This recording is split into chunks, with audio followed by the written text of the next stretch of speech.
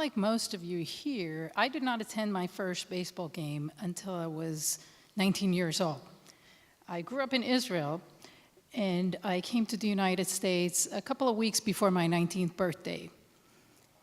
And baseball is not played in Israel, so the only time I ever got to see the game was on movies. Movies like Field of Dreams or The Natural. Coming to America in general felt like I was living in a movie.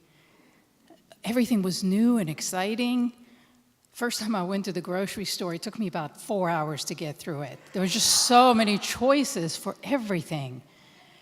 For example, bread. In Israel, there were two kinds of bread. There was white and there was dark. And neither one of them was pre-sliced.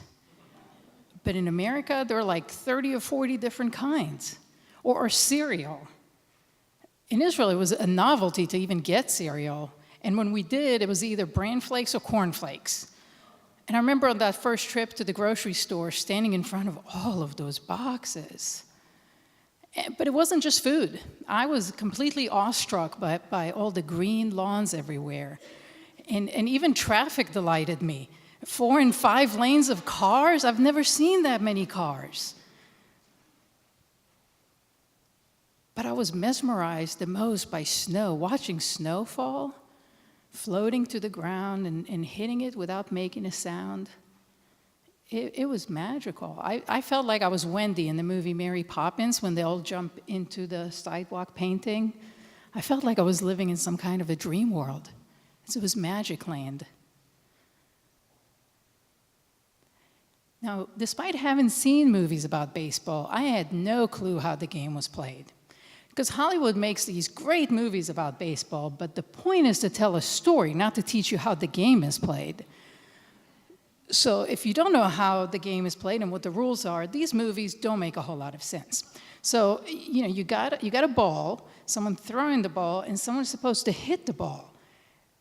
I get that, but sometimes they hit the ball really, really far, but they still get sent out. And sometimes they don't hit the ball at all. They don't even swing, and they get to go to first base. And then someone on first base goes to second base, even though the batter never hit the ball. It makes absolutely no sense. The only thing I knew is that if you build it, they will come, whatever that means. But when I went to my first baseball game on July 12, 1990, I sat next to someone that explained the rules to me. And by the 7th inning stretch, I knew what was going on. I mean, I wasn't an expert yet. That would happen a couple of days later when I went to my second game. But at least I could figure out what would get someone on base or what would get someone out of the game. Now, you all were doing the wave before. I remember seeing the wave for the first time. That was something else I'd only seen in movies, and I was so excited. And back then, the Reds were playing at Riverfront Stadium, which was a complete circle. So the wave really did go around the whole stadium. And I got goosebumps as it got to me. And I stood up with everyone else, and I raised my arms, and then I sat back down. When they all did it, it was natural. They were Americans. You all probably came out of the womb doing the wave. But when I did it, it was unreal. And somehow, I felt just tiny little bit more American than I did just 5 minutes earlier. So yes, this was 1990, and in case you don't remember, maybe you're too young, that was the year that the Reds won the World Series. And yeah, thank you.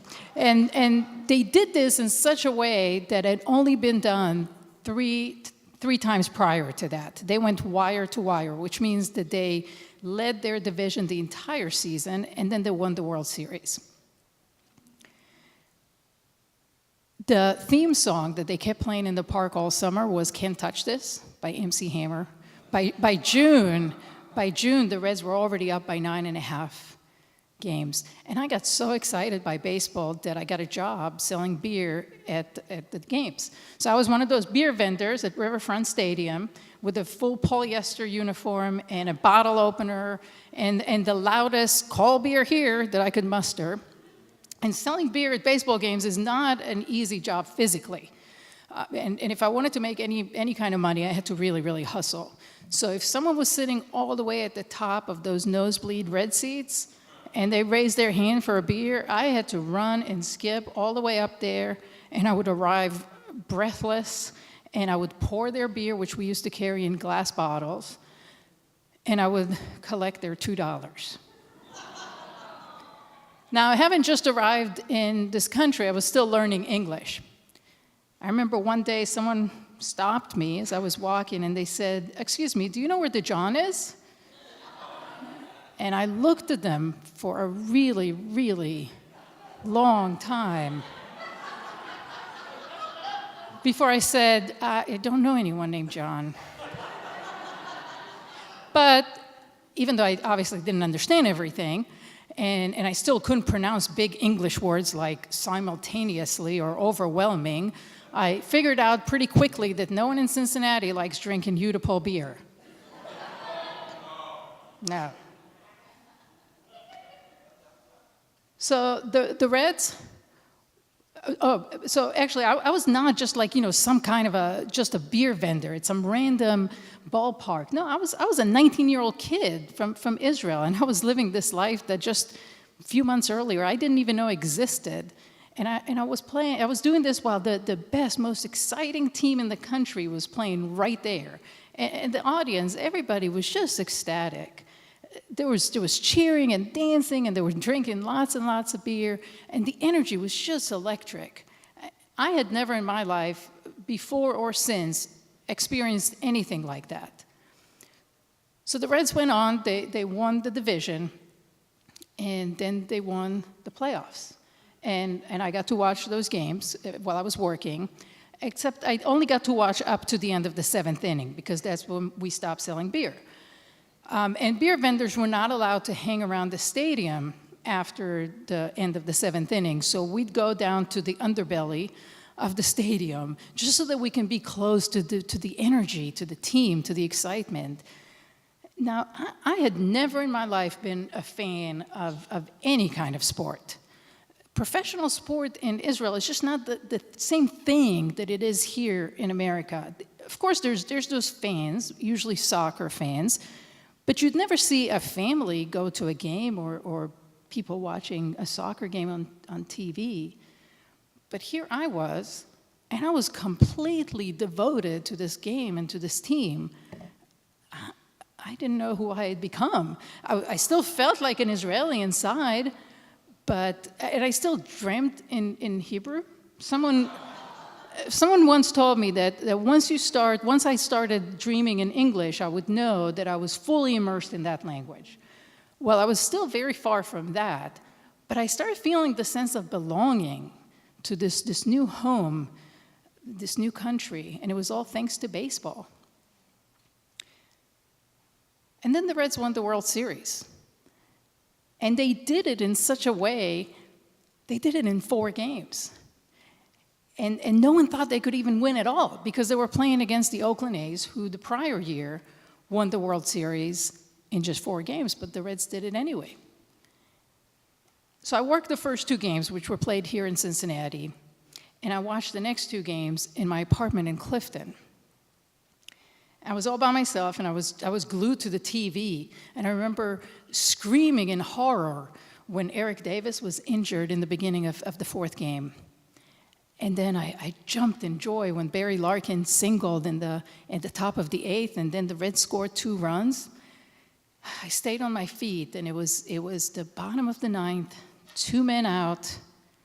Reds are leading 2-1. The A's are at bat. No one's on base. Randy Myers, who was the pitcher for the Reds, pitched 2 balls. Oh, come on. And then a foul ball down third baseline. So the count is 1-2.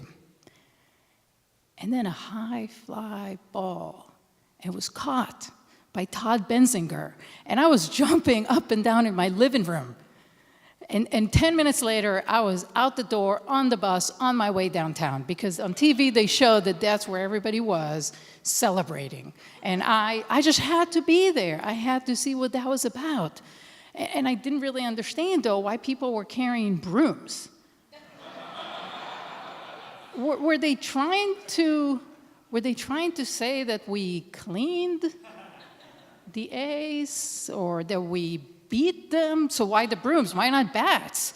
And everybody was yelling, sweep, sweep, sweep. So someone had to explain to me that a sweep means when you win in the least possible number of games, which in baseball is 4, in case you don't know. So if you ask any immigrant, they would probably tell you that the second year in a new country is never as exciting as the first year. You know, by then, a trip to the grocery store is just a trip to the grocery store.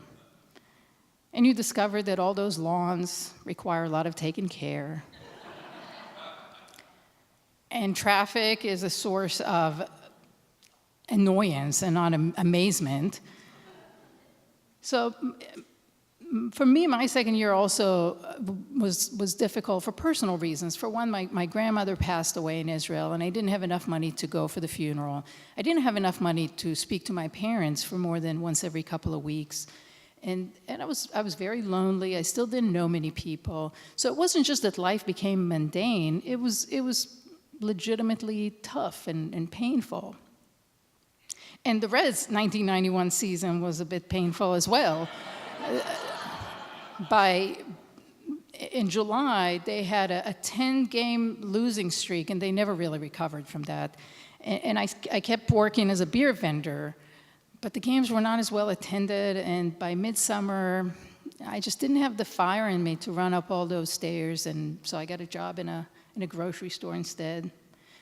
And many times during that year, I thought about packing up my stuff and going back to Israel, but somehow I stuck it out, and I stuck with my studies at the University of Cincinnati. So the Reds have had a few good seasons since 1990, but none anywhere close to as great as that season was. But myself, I've remained a fan. They're my team. I'm always going to root for them. I still go to games. In fact, considering the fact that they're playing just a few blocks from here, I'm not sure what we're doing here. We should be there.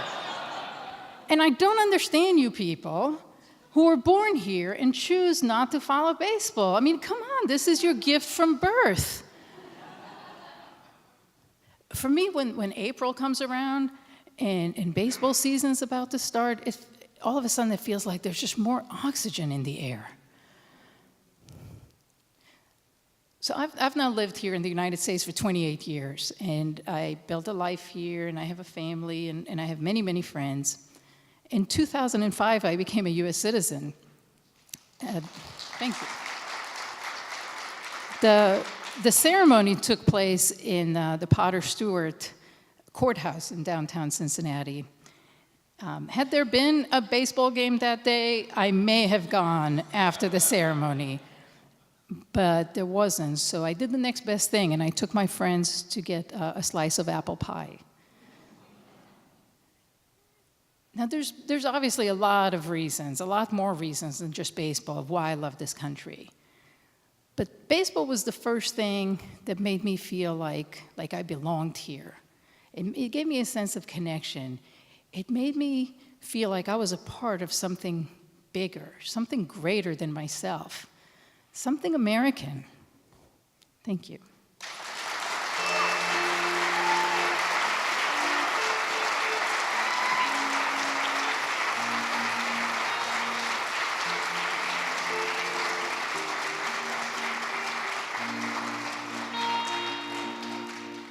One more time for Shiri.